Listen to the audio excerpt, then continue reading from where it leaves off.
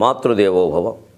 కన్నుల నీరు గ్రమ్ముకొన కాంచదవీవు దివంబు నుండి, ఈ చిన్నిది గడ్డిపూ ఒకటి చిందులు వేయుచునుండ, నీ కృపాస్విన్న సుదృక్ప్రసార రససిద్ధములౌను మదీయ పద్యముల్, కన్నది నివటంచు పలుకన్ నదులౌను త్వదీయ నేత్రముల్, నను కన్నది నివటంచు పలుకన్ నదులౌను త్వదీయ నేత్రముల్.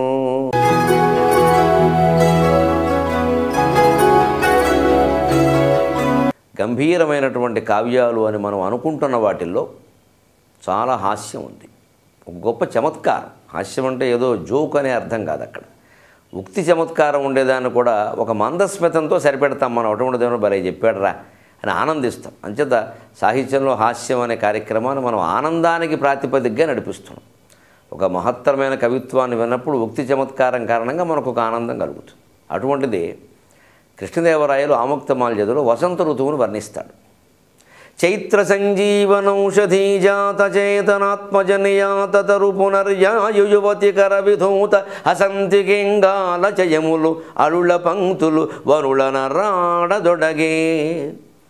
ఇందుకే ఈ పుస్తకం చాలామంది చదవరు, ఎందుకంటే ఒక మొక్క అర్థమే చదవదు. ఇంత పొడుగు సమాసాలు పెడతాడు. ఒకడు సమాసాలు పెట్టకుండా మామూలు పదాలు రాసిన అన్నీ అతుకు పెట్టక గొగ్గులు గొగ్గులు గొగ్గులు అంటారే అలా ఉంటుంది. అందుకే విశ్వనాథ సత్యనారాయణ గారు ఈ ఆముక్తమాల్యద కావ్యాన్ని చదవలేము, చదవకుండా ఉండలేమని సరదాగా చెబుతాను. సోన్పాపిడి లాంటిది అన్నాడు ఆయన.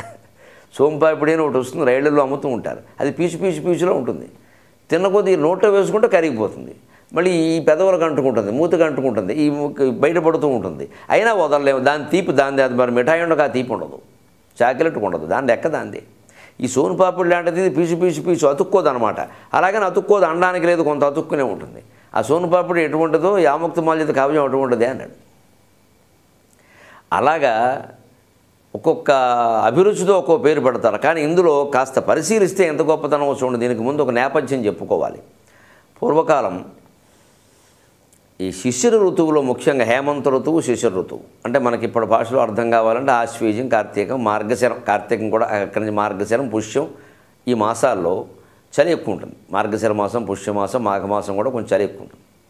మాఘమాసంలో కొంచెం నెమ్మదిగా శివరాత్రి నాటికి చలి తగ్గిపోతుంది బాగా. అందుకని బాగా శివరాత్రి సంక్రాంతికి సంకల్లో చేతులు ఉంటాయి, శివరాత్రి నాడు శివ అని వెళ్ళిపోతుంది అన్నారు.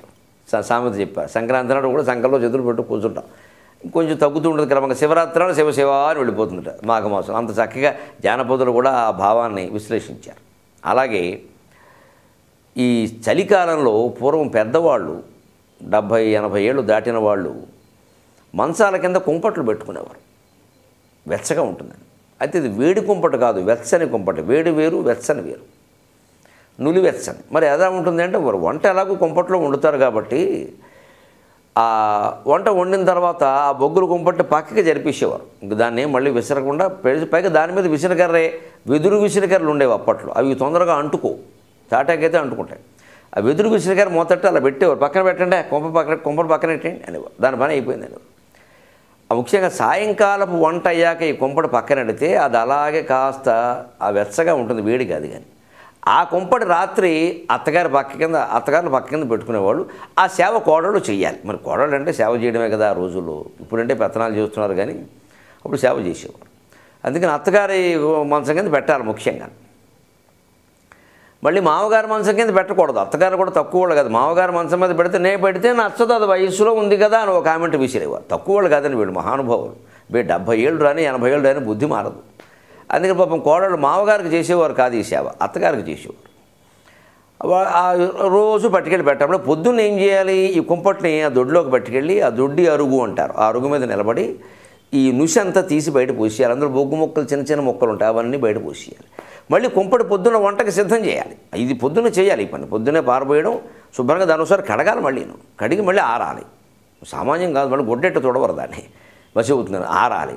ఆరిన తర్వాత మళ్ళీ దాంట్లో కొత్త బొగ్గులు వేయాలి. మళ్ళీ దాన్ని అంటే ఈ తడిపిన కుంపటి ఆరిన తర్వాత బొగ్గులు వేస్తే మళ్ళీ దాన్ని అంటుకుంటూ 1 గంట కుంపటి రాజుకోవడం కష్టం, తర్వాత మళ్ళీ ఆరడం కష్టం.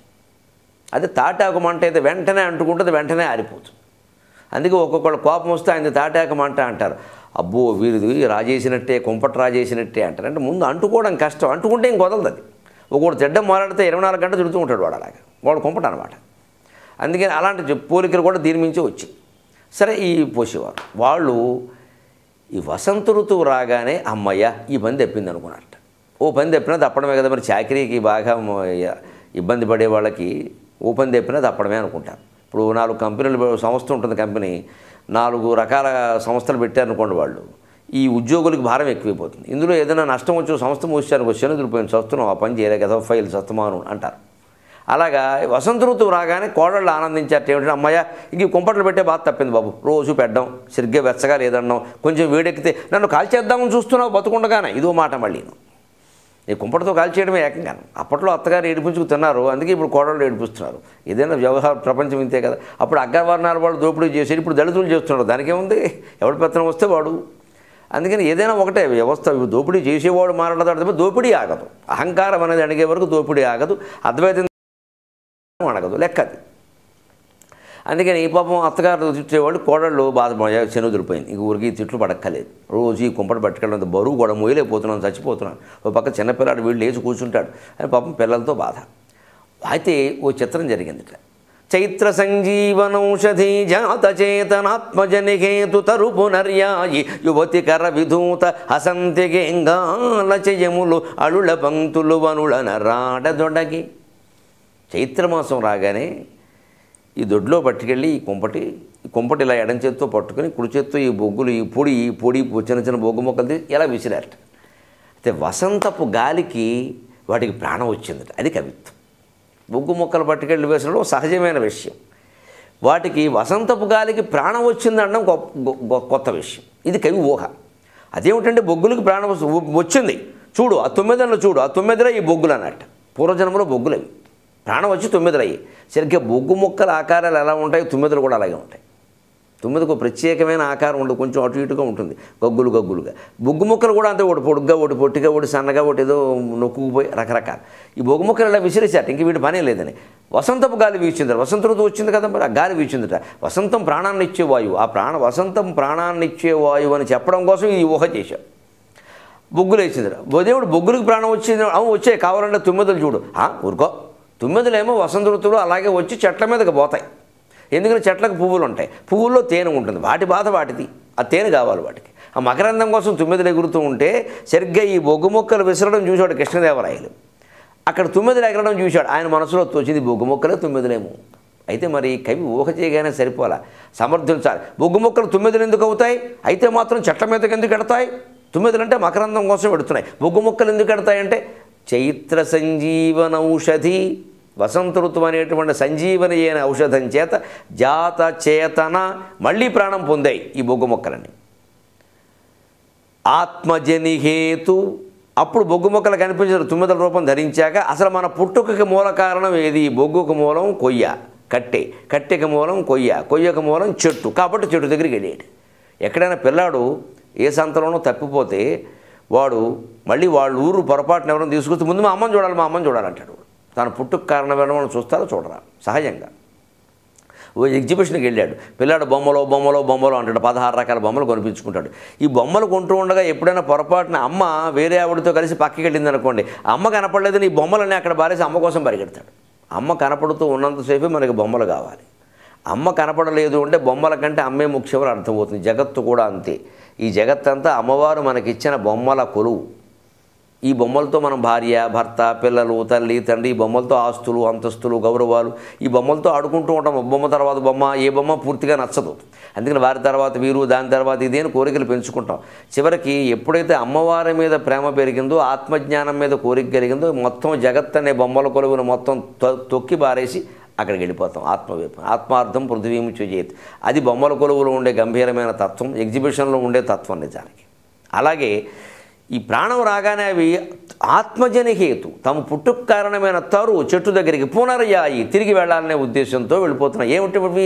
యువతి కర విధూత, యువతుల చేతుల చేత విసరబడినటువంటి అసంతిక, కుంపట్లో ఉన్నటువంటి ఇంగాల చెయ్యములు, బొగ్గు మొక్కలు. అసంతిక అంటే కుంపటి.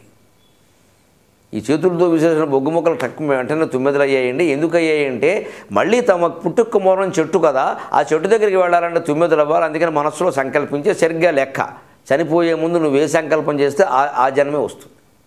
ఎం వాపి స్మరణభావం చంతే కళేబరం తమేవైతే కౌంతేయ సదా తద్భావ భావిత.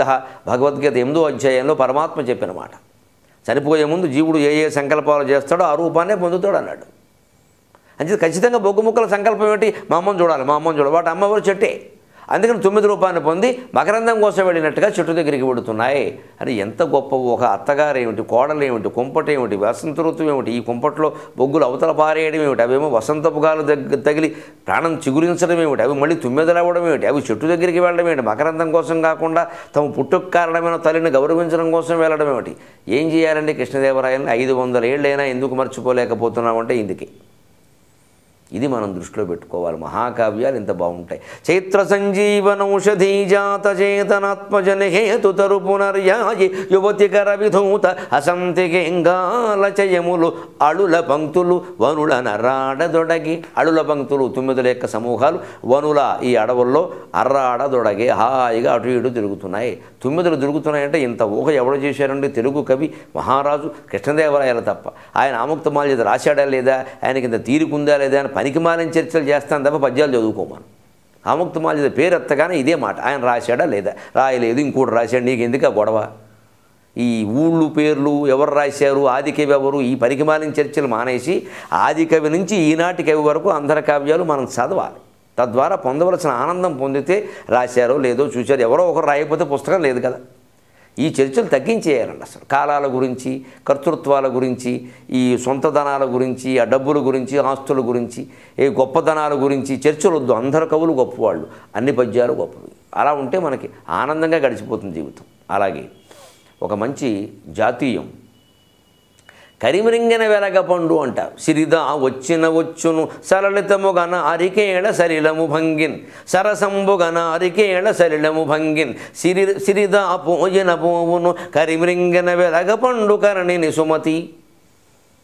కరిమిరింగిన వెలగపండు అంటే లోకంలో బాగా ప్రచారంలో ఉన్నది ఏమిటంటే డబ్బులు వచ్చేటప్పుడు కొబ్బరికాయలోకి నీళ్ళు వచ్చినట్టుగా వస్తాయండి. కొబ్బరికాయలోకి నీళ్ళు ఎప్పుడు వస్తాయి, ఎలా వస్తాయి, ఎవరు పోసారో తెలియదు, చేరుతూ ఉంటాయి. అలాగా ఎంత తీగా ఉంటాయి. ఒక్కోసారి మనిషికి డబ్బులు అలాగే వస్తాయి. ఏమిటో పట్టిందల్లా బంగారం అయిపోతుంది. కొన్నాళ్ళకి వీళ్ళు గర్వం ప్రవేశిస్తుంది. మనం దిగామంటే అవతల వాళ్ళందరూ అవుటే అంటాడు, వీడికి దిగమనం, తర్వాత వీడే అవుటు. ఈ స్థితిలోనే కాపాడుకోవాలి. మనిషి ఎదగడం కంటే కూడా ఎదిగిన దాన్ని నిలబెట్టుకోవడం కష్టం. అందుకనే పద్యంలో చెప్పాడు స్పష్టంగా సుమతి శతకంలో, ఎదుగుతావు నాయన, డబ్బులు వస్తాయి, కొబ్బరికాయలకు నీళ్ళు వచ్చినట్టుగా వస్తాయి, పోయేటప్పుడు కూడా ఏనుగు తిన్న వెలగపండులో పోతాయి అన్నాడు. ఎందుకంటే లోకంలో ఒక ప్రచారంలో ఉన్నది ఏమిటంటే ఏనుగు వెలగపండు తింటే ఇలా నోట్లో పెట్టు తొండం కింద పెట్టుకుంటుంది కదా, పండుగ తింటుంది. దానికి మళ్ళీ పిచ్చులు చేసుకోవడం దానికి ఏం తెలుసు, తింటుందిట. లోపల ఆ పై పెంకులా ఉండగానే లోపల గుజ్జు కరిగిపోతుందట. ఏనుగు కడుపులో అంత వేడి ఉంటుందట. దాన్ని చివరికి తోసేస్తుంది వెనకాల నుంచి. అది ఆ డొల్ల పండు బయటికి పడుతుందట. చూస్తే చుట్టూనున్న పండు ఎలా ఉందో అది అలాగే ఉంటుంది. ఇది ఆశ్చర్యకరమైన విషయం. నిజంగా ఇది నిజమే అయితే చాలా గొప్ప సృష్టి రహస్యం. కానీ మరి నేను ఏనుగుల్ని పెంచిన సర్కస్లో వాళ్ళని కూడా అడిగే ఆసక్తి కొద్ది, అలా మేము ఎప్పుడూ చూడలేదన్నారు వాళ్ళు. బహుశా ఇది కరి అంటే ఏనుగు కాదేమో, ఇంకేదో ఉందేమో అని అనుమానం వచ్చింది నాకు. అమరకోశంలో విశేషార్థాల్లో చూస్తే కరి కపిత్థ కోశోత్థ అని ఒక అర్థం ఉందండి.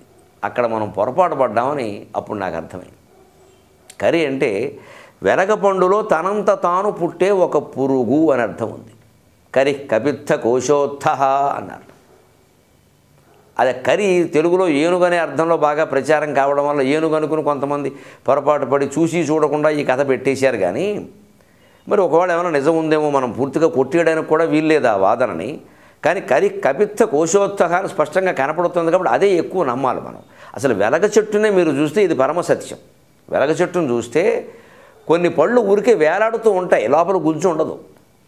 కొడితే తెలుస్తుంది. వినాయక చవితికి వెలగపళ్ళు తీసుకొస్తాం కదా, వెలక్కాయలే పట్టుకొస్తాం. అప్పుడు చూస్తే గాలికి ఊగుతూ కొన్ని కింద పడిపోతాయి, డొల్లల్లా ఊరికే బంతుల్లా తిరుగుతూ ఉంటాయి. మరి లోపల గుజ్జు ఏమైందండి? అదే నిఘంటువులో చెప్పింది ఏమిటంటే వెలగకాయ ఎదుగుతూ ఉంటే తనంత తానుగా ఓ క్రిమి పుడుతుంది. ఉద్భిజములు, స్వేదజములు, అండజములు, వాయుజములు రకరకాలుగా ఉన్నాయి జీవుల్లో. మరి చెమట నుంచి పుట్టే జీవులు కూడా నల్లులు పేలు చెమటలోంచి పుడతాయి. నల్లి కరిస్తే నల్లి పుట్టదు, మనిషి చెమటలోంచి నల్లులు పుడతాయి. అందుకే పరుపు మీద నల్లులు వచ్చే ఉప్పురికి ఆ నల్లుల సంతానం వీడి చెమట వల్ల పెరిగింది. ఇది ఈ మధ్య మీరు చూడండి, డబుల్ కాట్ మంచాలు వచ్చాక, ప్రతి ఇంట్లో ఫ్యాన్లు వచ్చాక, ఏసీలు వచ్చాక నల్లుల బాధ లేదు, దోమల బాధ పెరిగింది. అది వేరే విషయం. ఎందుకు లేదు? ఏసీ కారణంగా, ఈ ఫ్యాన్ కారణంగా మనకి చెమట పట్టదు, చెమట పట్టని చోట నల్లి పుట్టదు. అది తేడా. అందుకని అలాగా క్రిమి కూడా, వెలక్కాయలో క్రిమి కూడా దాంతోపాటే పెరుగుతుంది. దానికి అదే ఆహారం. మరి కడుపులో పెట్టక తల్లి పెట్టింది, తల్లి నాభినాళం ద్వారా వచ్చింది ఆహారం. అందుకని ఈ కరి అనేది కపిత్త కోశోత్థ, వెలగపండు పొట్టలో ఉన్న చిన్న పురుగు, దాన్ని సంస్కృతంలో కరి అంటారు అని ఒక నిఘంటువులోనే ఇచ్చారు స్పష్టంగా. కాబట్టి అది పెరిగి ఏమవుతుంది, చెట్టున కాయలా ఉండగానే లోపల గుజ్జంతా కొట్టేస్తుంది. అప్పుడు నువ్వు కింద పడిన కాయల్లో కొన్ని గట్టి ఉంటాయి, కొన్ని డొల్ల ఉంటాయి. అలా అందులో ఉన్న గుజ్జు కూడా ఎలా పోయిందో తెలియదు కదా. కరిమిరింగిన వెలగపండు కాయలా కనపడుతోంది, నువ్వేమో కాయను కూడా తీర చూస్తే గుజ్జు లేదు. అలాగే నీ దగ్గర ఉన్న సంపదలు కూడా తెలియకుండా మాయమైపోతాయి ఆయన.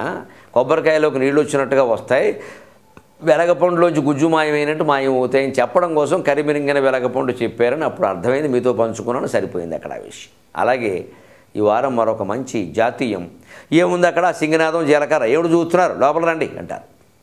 సింగినాదం జీలకర్ర ఏమిటిది? ఇది ఒక చమత్కారమైన విషయం. భాష మారిపోవడం వల్ల అర్థం మారిపోయింది తప్పితే, భాష సరైన వాదం తెలుసుంటే ఈ అర్థం బాగా తెలుస్తుంది. శృంగనాదం, అది జీలకర్రే.